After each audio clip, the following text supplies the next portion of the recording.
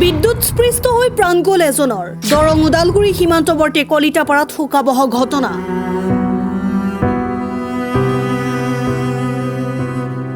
দৰং ওদালগুৰি সীমান্তৱৰ্তী কলিতাপাৰাত মঙলবাৰে পুৱা বিদ্যুৎস্পৃষ্ট হৈ কৰোণ মৃত্যুক সাৱটি লয় কৃষ্ণনাথ নামৰ এজন 40 বছৰীয়া ব্যক্তিয়ে। উল্লেখ্য যে ৰাস্তাৰ দাঁতিতে থকা আম গছ এজোপাত বৈদ্যুতিক তাঁৰ সংযোগ হৈ থকাত গছত উঠি কেঁচা বাঁহৰ লাঠিৰে তাঁৰডাল আঁতৰ কৰাৰ চেষ্টা চলাইছিল লোকজনে। কিন্তু ST লাইনৰ তিনিওডাল তাঁৰ লাগি এডাল তাঁৰ ছিগি তেওঁৰ লগত বিদ্যুৎ সংযোগ হয়। ইপিনে ঘটনাস্থলীতেই লোকজনৰ মৃত্যু হয়। দিন হাজিৰা কৰি জীৱন নিৰ্বাহ কৰা লোকজনে পত্নীসহ দুটি কন্যা সন্তান এৰি থৈ যায়। ঘটনাস্থলীত ভকতপাৰা আৰক্ষী উপস্থিত হৈ কলাইগাঁও চক্ৰ বিষয়াৰ উপস্থিতিত মৃতদেহটো মৰণোত্তৰ পৰীক্ষাৰ বাবে মঙলদৈ অসামৰিক চিকিৎসালয়লৈ প্ৰেৰণ কৰে।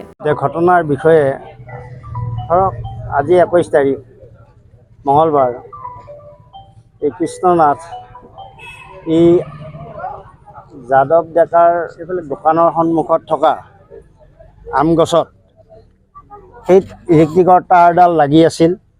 এতিয়া তাঁৰডাল সি গুচাবৰ কাৰণে বা অলমি থকা তাঁৰডাল গুচাবৰ কাৰণে কিবা এটা দাণ্ডাৰি দি সেই তাঁৰডাল গুচাবৰ কাৰণে গৈছিলে আৰু যাওঁতে তাৰ তৎক্ষণাত লাইনৰ শ্বৰ্ট হৈ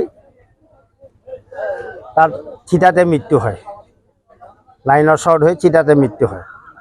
তেখেতৰ পৰিয়ালত কোন কোন আছে? তেখেতৰ পৰিয়ালৰ দুজনী ছোৱালী আৰু ঘৈণীয়েক, তেওঁৰ পত্নী, এইখিনিয়ে তেওঁৰ বৰ্তমান। এতিয়া বিভাগীয় কৰ্তৃপক্ষই তদন্তক্ৰমে ইয়াৰ এটা সেই পৰিয়ালটোৰ এই দুখীয়া পৰিয়ালটোৰ আনকি মাটি বাৰীও সিহঁতৰ কোনো ঘৰ বন্ধা মাটিখিনি বাদে আৰু মাটি নাই। গতিকে এই দুখীয়া পৰিয়ালটো এটা সকাহ দিবৰ কাৰণে আমি চৰকাৰক অনুৰোধ বা বিভাগীয় কৰ্তৃপক্ষক অনুৰোধ জনালোঁ। আজি যিটো ঘটনা হ'ল এই আমাৰ কলিতাপাৰাত, এইটো মানে দুখ লগা ৰমনা। আমি ঘৰতে আছিলোঁ, 10টামান বজাত খবৰ পালোঁ মই ঘৰৰ পৰাই অমুকৰ মানে এনেকুৱা তেনেকুৱা এটা কাৰণ শ্বৰ্ট হয় এক্সিডেণ্ট এটা হ'ল। মই তৎক্ষণাত গুচি আহিলোঁ। আহি গোটেই পুলিচৰ ব্যৱস্থাখিনি মই কৰি দিলোঁ। চাৰ্কল অফিচাৰক খবৰ দি এনেকৈ এইটো খবৰটো দি দিলোঁ। যিয়েই নহওক তেওঁলোক সময়ৰ মতে আহি পালে। ইলেক্ট্ৰিচিটি গাফিলতি নোহোৱাও নহয়, কাৰণ ইয়াত তাঁৰখিনি যে গাছত লাগি থাকে তেওঁলোকে অলপ চোৱা চিন্তা কৰিব লাগে আচলতে।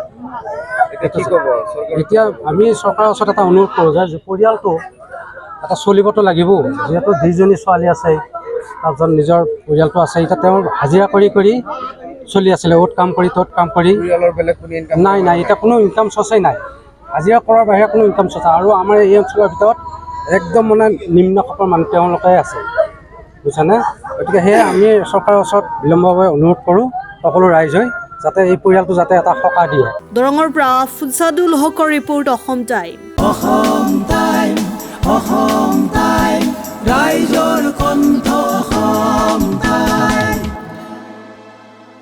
আপোনাৰ প্ৰিয় চহৰ নলবাৰীত নিজাববীয়াকৈ বসবাস কৰাৰ সপোন আছে নেকি?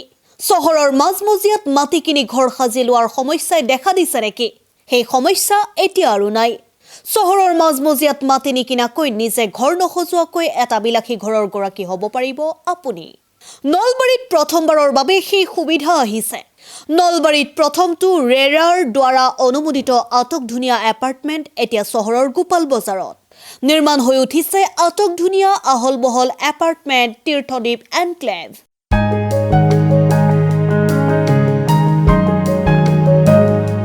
চহৰৰ গোপাল বজাৰৰ DIC পথত নিৰ্মাণ হৈ উঠিছে তীৰ্থদ্বীপ এনক্লেভ এপাৰ্টমেণ্ট। 2টা আৰু 3টা আটকধুনীয়া শুৱনি কোঠাযুক্ত সপোনৰ ঘৰ, যথোপযুক্ত গাড়ী পাৰ্কিঙৰ সুবিধা, নিৰিবিলি পৰিৱেশ, যাতায়াত আৰু যোগাযোগৰ উপযুক্ত সুবিধা। আপোনাৰ সপোনৰ ঘৰখনৰ বাবে ন্যূনতম হাৰত বুকিং চলি আছে। পলম নকৰি এতিয়াই যোগাযোগ কৰক 9706010636 আৰু 9954253864 নম্বৰত।